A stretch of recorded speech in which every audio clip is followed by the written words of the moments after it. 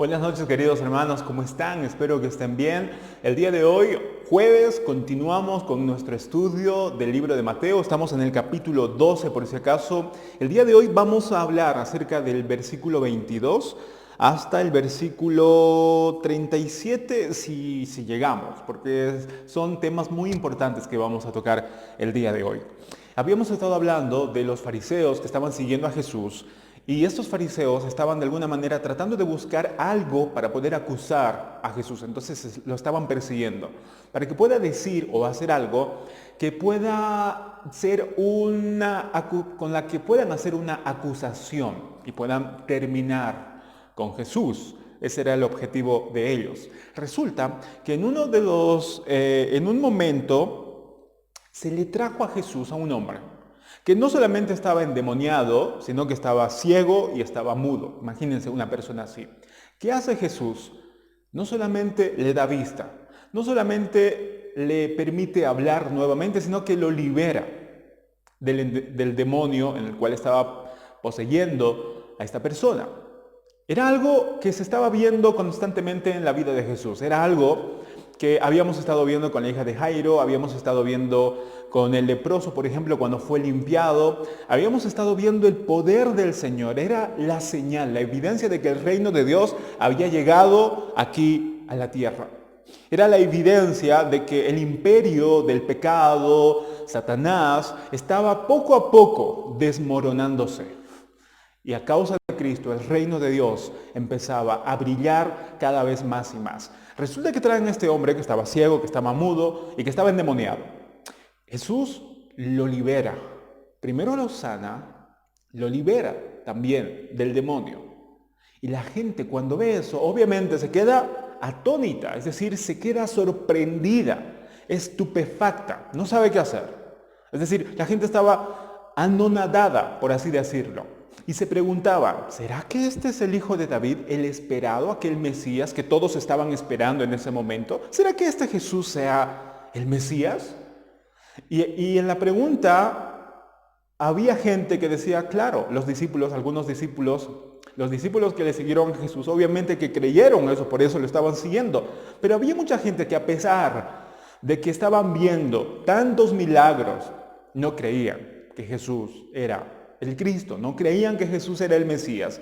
Y obviamente el grupo más radical, el grupo más fuerte que creía que Jesús simplemente era, no sé, cualquier otra cosa menos el Mesías, eran los fariseos. ¿Por qué? Porque miren lo que dice el versículo 23 en adelante. Y toda la gente estaba atónita y decían, ¿será este aquel hijo de David? Y miren lo que dice el versículo 24. Dice, mas los fariseos, al oírlo, decían, este no echa fuera a los demonios, sino por Beelzebú, príncipe de los demonios. Y sabiendo Jesús los pensamientos de ellos, les dijo, todo reino dividido contra sí mismo es asolado, y toda ciudad o casa dividido contra sí mismo no permanecerá. Y si Satanás echa fuera a Satanás contra sí mismo, está dividido, ¿cómo pues permanecerá su reino? Los fariseos se habían atrevido a poder decir que la razón por la cual Jesús estaba liberando a los demonios era no por un demonio, no, porque tal vez hubieran dicho, tal vez está poseído por, no sé, por algún demonio Jesús. Los fariseos habían llegado a tal grado de poder blasfemar así, no solamente de Jesús, sino de su Espíritu Santo. Pero los fariseos, miren a la gravedad de lo que llegaron. Ellos ni siquiera, mejor dicho, dijeron, un demonio capaz le está poseyendo externamente. No. Los fariseos literalmente dijeron, está poseído no por un demonio, está poseído por Satanás, por el príncipe de los demonios, Beelzebú, que era el otro nombre que se adjudicaba a Satanás. O sea, se dan cuenta a tal grado, ¿cómo puede llegar un ser humano, una persona, poder llegar a insinuar de que Jesús estaba poseído por Satanás? Ahora, Jesús dice que sabiendo los pensamientos de ellos, ¿por qué dice que sabía los pensamientos? ¿Por qué no dice Jesús escuchando eso? Porque los fariseos en realidad estaban criticando a Jesús no en su cara, no lo criticaban ya en su cara, sino a espaldas de Jesús, cobardemente.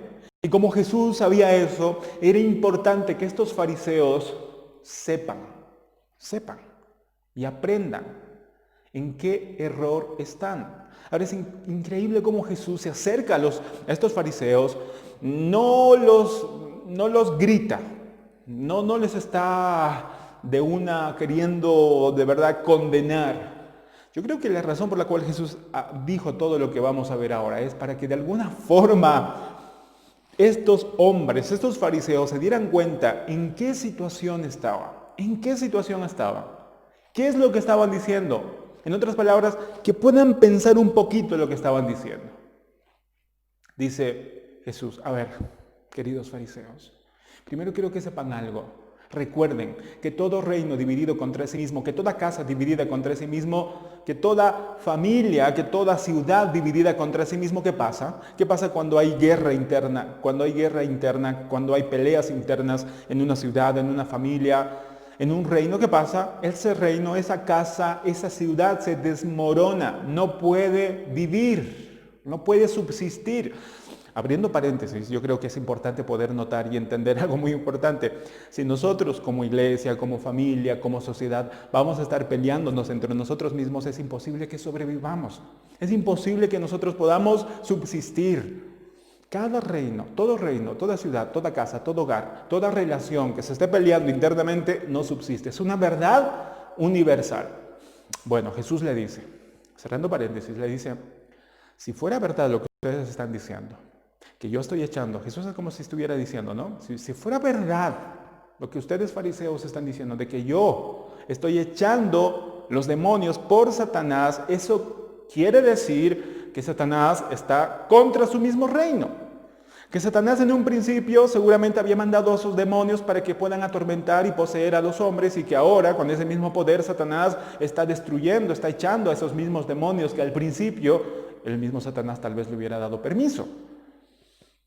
¿Qué es eso? Es una sublevación. Satanás había cambiado de opinión, estaba en contra de los suyos, estaba traicionando vilmente, aunque obviamente Satanás es Satanás, eso no sorprendería nada. Pero si fuera el caso, si actuaría así, Satanás, su imperio, su reino, no estaría como ahora está, subsistiendo durante tantos años.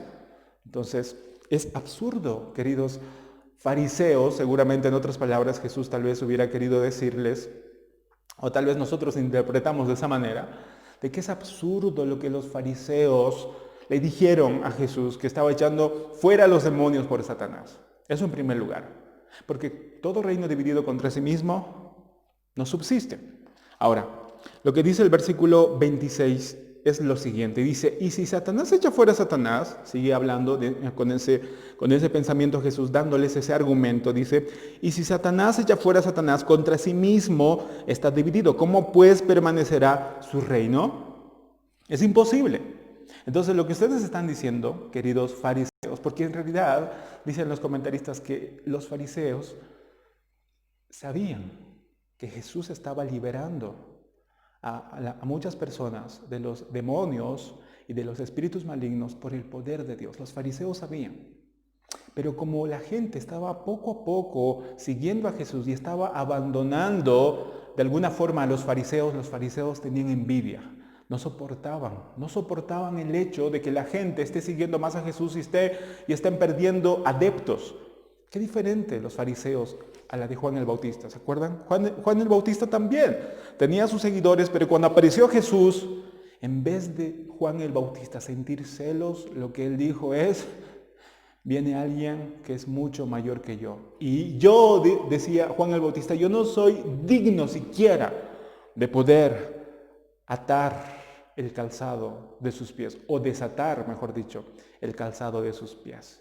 Qué diferencia, ¿no? Con la de Juan el Bautista y los fariseos. Pero miren lo que lleva la envidia, miren lo que lleva el pecado. ¿Hasta dónde puede llegar la envidia, el odio, el pecado, el orgullo, la soberbia?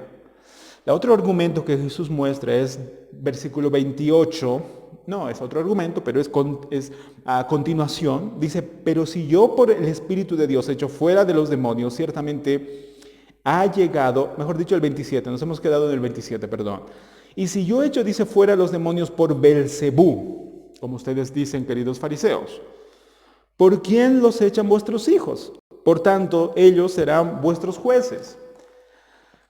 Se dice que en esos momentos, en esa época, había algunos discípulos de los fariseos, porque aquí cuando dicen sus hijos, está refiriéndose a los discípulos de los fariseos, alguna gente también que estaba dedicándose a poder expulsar los demonios en esa época. Entonces, no sabemos, no tenemos evidencia concreta si eso fue así o no fue así, pero aparentemente en esa época había la idea de que los discípulos, por lo menos de los fariseos o de los escribas, de alguna manera iban a ayudar cuando había posesiones demoníacas, ellos iban. Y no sabemos si los liberaban o no los liberaban, pero el punto es que si es que se liberaba algún demonio, estos discípulos de los fariseos, si es que estos discípulos de los fariseos lograban liberar a un demonio, o mejor dicho, a una persona endemoniada, de un demonio, si lograban liberar a una persona endemoniada de un demonio, ¿cómo o con qué poder ellos lo habrían hecho? ¿Con qué poder? Eran discípulos de los fariseos. Entonces, obviamente, si se lograba liberar a una persona endemoniada, los discípulos de los fariseos obviamente hubieran dicho, es por el poder de Dios, porque los fariseos obviamente creían en Dios. Entonces, toda obra sobrenatural siempre venía de Dios. Ahora, si lo que los fariseos decían de Jesús era verdad, de que Jesús estaba echando fuera a los demonios por Belcebú, entonces eso quiere decir que, de alguna forma, los discípulos de los fariseos o de los escribas que también se estaban dedicando a poder liberar a los demonios, a la gente endemoniada, también lo estarían haciendo por el poder de Belcebú, por el poder de Satanás. ¿Y eso qué iba a pasar? ¿Qué quería decir eso? ¿Que los fariseos estaban enseñándole eso a sus discípulos?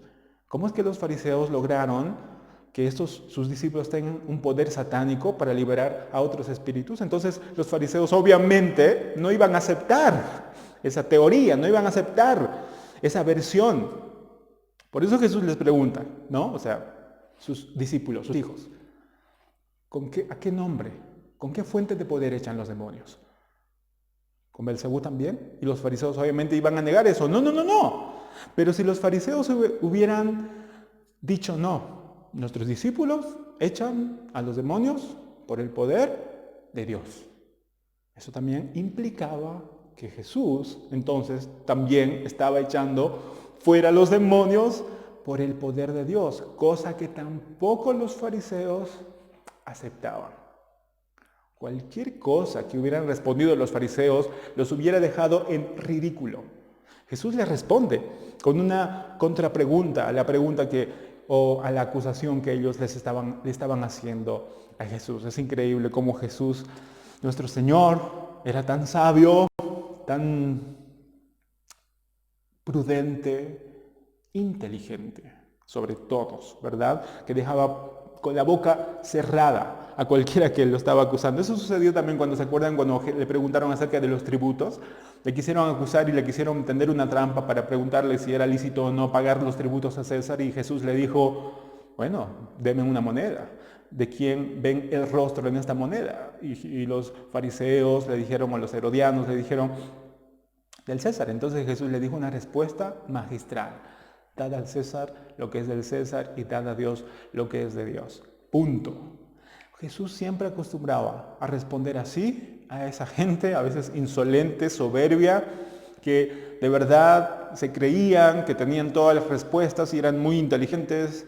Jesús es la sabiduría personificada. Nadie puede con Cristo.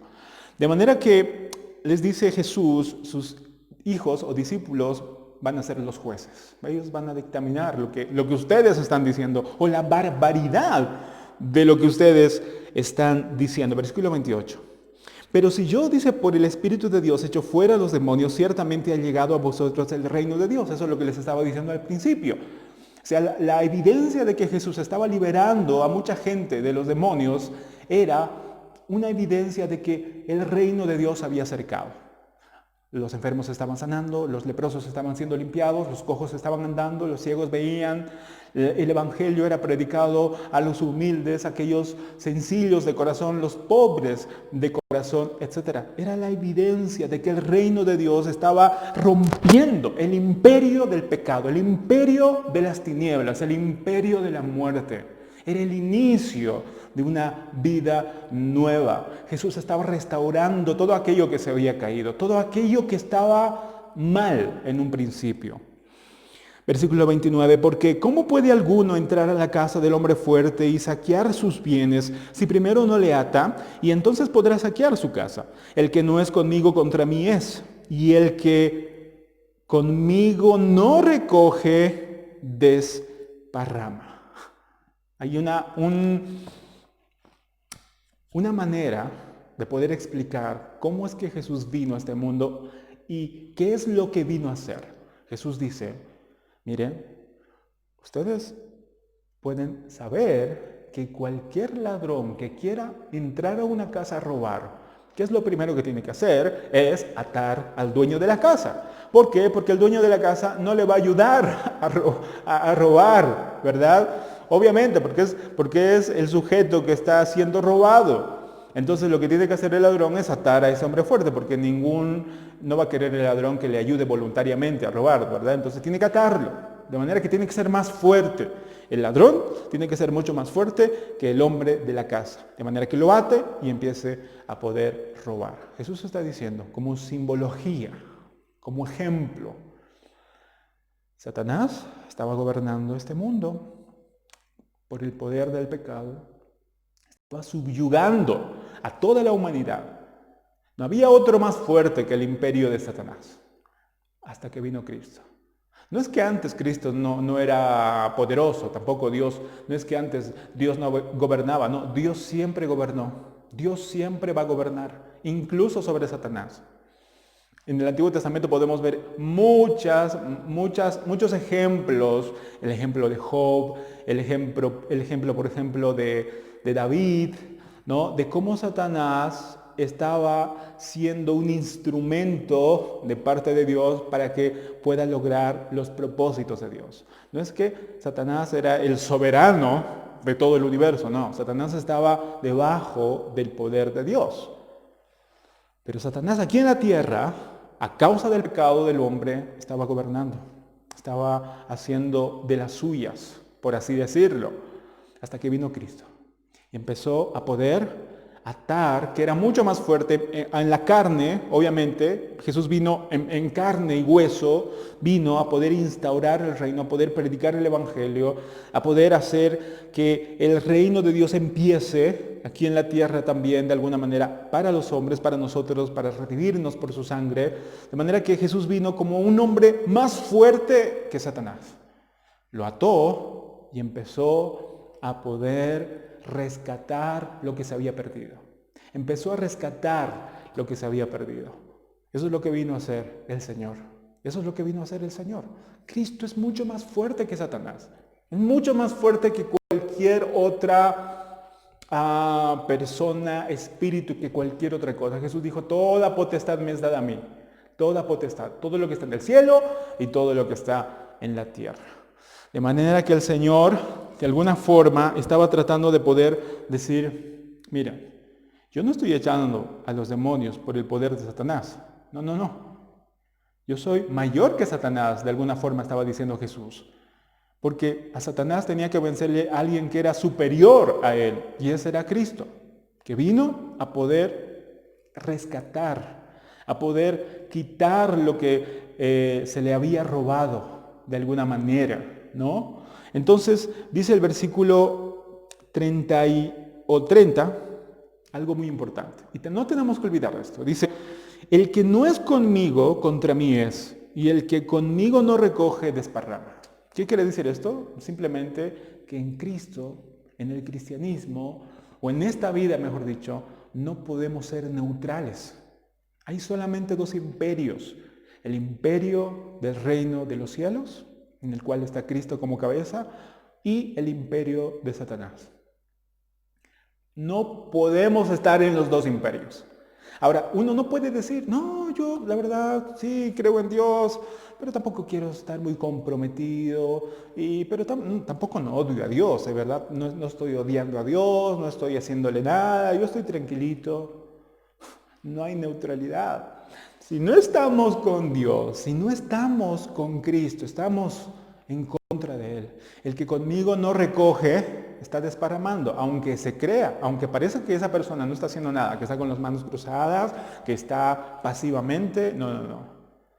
Una persona tibia, una persona que es indecisa, de verdad, creo que va a llevar mucho el castigo más grave, un castigo más grave que aquellos que son fríos.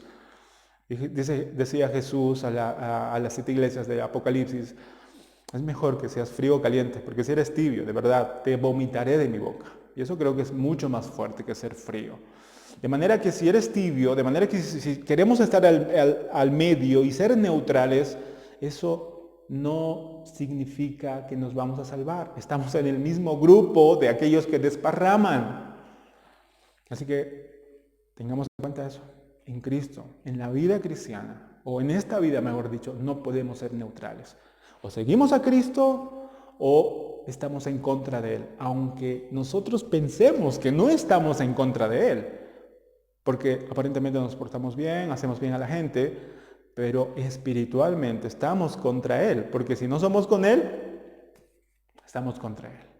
Así que eso es algo muy fuerte, obviamente, que a veces cuando uno lo lee dice, ¿qué va a pasar? Que es a veces como un choque emocional un poco fuerte, pero es la verdad. Es la verdad. Cristo nos está diciendo, el que no es conmigo es contra mí.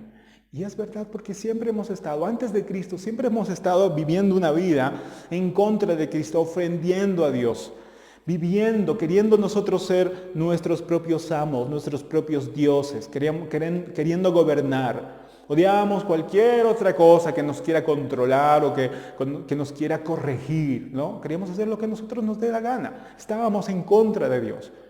Pero una vez que Cristo nos rescató, por su misericordia, empezamos a poder seguirlo y ahora somos siervos de Él. Somos libres del pecado. Ahora vemos la verdad y ahora podemos tener una vida libre en Él. Libre en Él. Nos deleitamos en servirle a Él. Versículo 32, mejor dicho el 31, y aquí está el tema de la blasfemia del Espíritu Santo, que todo concuerda de alguna forma.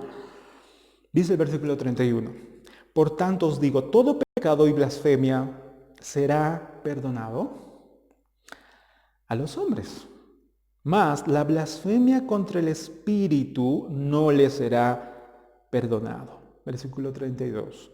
A cualquiera que dijere alguna palabra contra el Hijo del Hombre le será perdonado. Pero al que hable contra el Espíritu Santo no le será perdonado ni en este siglo ni en el venidero. ¿Qué es la blasfemia contra el Espíritu Santo? Dice uno de los comentaristas que la blasfemia contra el Espíritu Santo es el resultado de un proceso gradual en el pecado.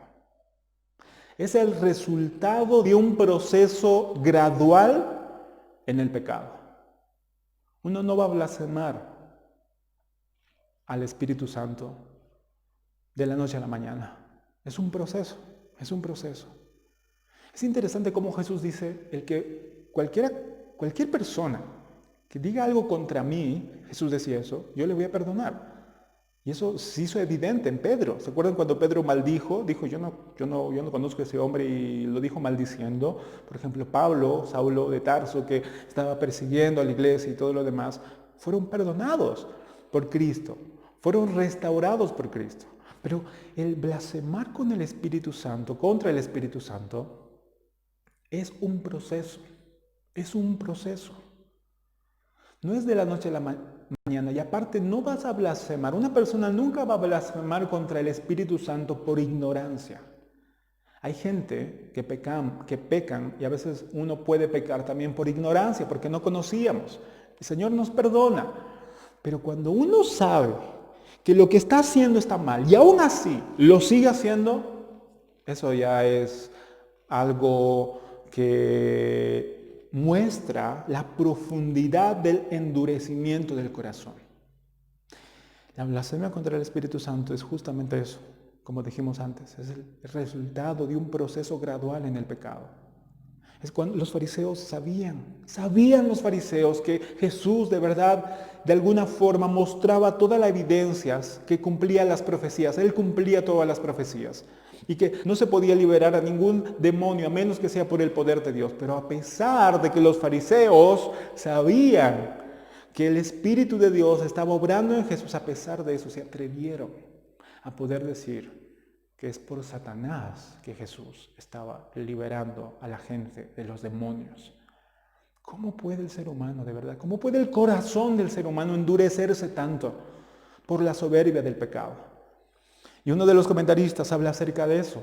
Cómo uno puede degradarse, cómo uno puede progresar en el pecado, cómo uno puede empeorar en el pecado. Y dice 3 cosas importantes. Primero, empieza todo cuando entristecemos al Espíritu Santo. Cuando pecamos. Nosotros somos templos. Una vez que creímos en Cristo, nosotros somos templos del Espíritu Santo. Pero cuando pecamos, estamos entristeciendo al Espíritu Santo que está en nosotros. Lo entristecemos.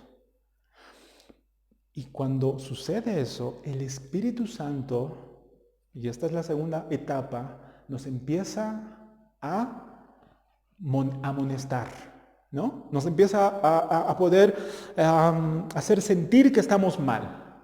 Y nos guía de alguna forma, nos empuja a Cristo, nos empuja a que nos arrepintamos, nos empuja a que nos reconciliemos, que nos hace dar cuenta que hemos fallado, que hemos pecado, y nos empuja poco a poco para que volvamos a Cristo. Pero la segunda etapa es cuando resistimos al Espíritu Santo. No solamente estamos entristeciendo, sino que lo resistimos y decimos, no te voy a escuchar, no me voy a arrepentir. Después, mañana, al año, cuando esté viejito, recién voy a venir a Cristo, recién me voy a arrepentir. Cuando hacemos eso, decimos o pensamos eso, estamos resistiendo al Espíritu Santo. Y la tercera etapa es cuando se apaga y cuando apagamos al Espíritu Santo. Es como la conciencia, que nos habla, nos dice no hagas eso, está mal, o cuando nos avisa que lo que hemos hecho está mal, pero a veces lo resistimos tanto que ya no nos molesta la conciencia, nos volvemos insensibles y podemos ahí sí blasfemar contra el Espíritu Santo y contra cualquier otra cosa. De manera que uno no va a arrepentirse porque está endurecido completamente el corazón. Y eso es algo profundamente nefasto. ¿Cómo uno puede llegar a ese extremo? Y podemos verlo en muchos de los fariseos, que llegaron al punto de blasfemar contra el Espíritu Santo. No les tembló la mano, porque ya ha habido un progreso en el pecado. Eso es lo que pasa cada vez que nosotros no nos arrepentimos. Así que, queridos hermanos de nuestra congregación, yo les animo que cada vez que ustedes logren entristecer al Espíritu Santo por algún pecado que hayan cometido, y cuando el Espíritu Santo les esté molestando al arrepentimiento, les esté guiando al arrepentimiento y les digan, vuelve a Cristo, ya, arrepiéntete, confiesa tus pecados, que tenemos un abogado que nos defiende y nos va a perdonar porque Cristo murió por todos nuestros pecados, pero necesitamos confesarlo. Cuando el Espíritu Santo nos guía al arrepentimiento, nos guíe a su palabra, nos guía a la oración, no resistamos, queridos hermanos, no resistamos, porque si nosotros empezamos a resistir al Espíritu de Dios en nosotros, llegaremos al punto, si seguimos así, podemos llegar al punto de poder apagar al Espíritu de Dios. Y eso sí que es grave. Así que espero que Dios nos ayude y les ayude, me ayude a mí, a que podamos ser siempre sensibles al Espíritu de Dios, siempre sensibles al Espíritu de Dios. Y que podamos, cada vez que el Espíritu Santo nos muestre que estamos fallando, inmediatamente, sin perder el tiempo, sin perder más tiempo, poder ir, arrepentirnos, confesar y estar a cuentas con nuestro Señor. Que Dios les bendiga, queridos hermanos. El día de mañana vamos a estar aprendiendo mucho más acerca de este tema porque es muy importante, muy interesante y sobre todo nos muestra cómo nosotros somos y cómo podemos llegar a ser si no fuera por el Señor. Que Dios les bendiga, querida congregación Kairos. Bendiciones.